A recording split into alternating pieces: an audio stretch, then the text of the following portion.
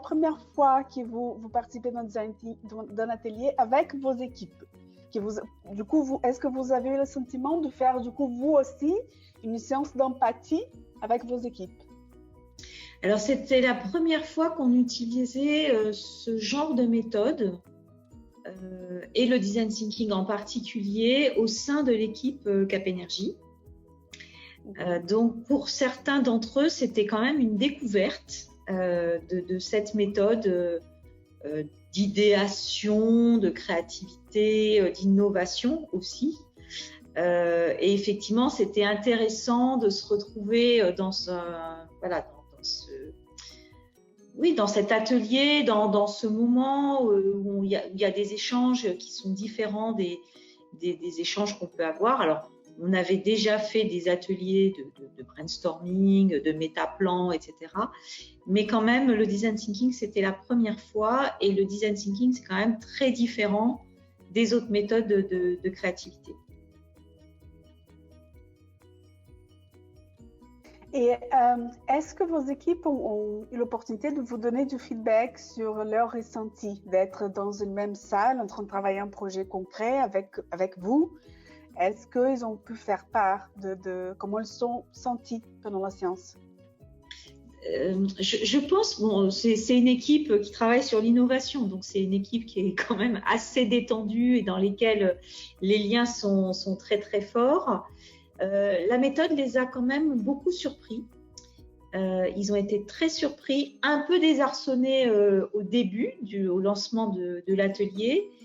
Et à la fin de l'atelier et après l'atelier, ils ont redit à plusieurs reprises qu'ils avaient été bluffés par le cheminement qu'on avait eu dans un temps très bref.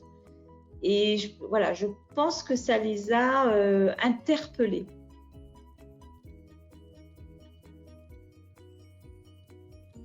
Et est-ce que ça a eu un impact sur votre perception de leur travail ou de leur perception de votre travail?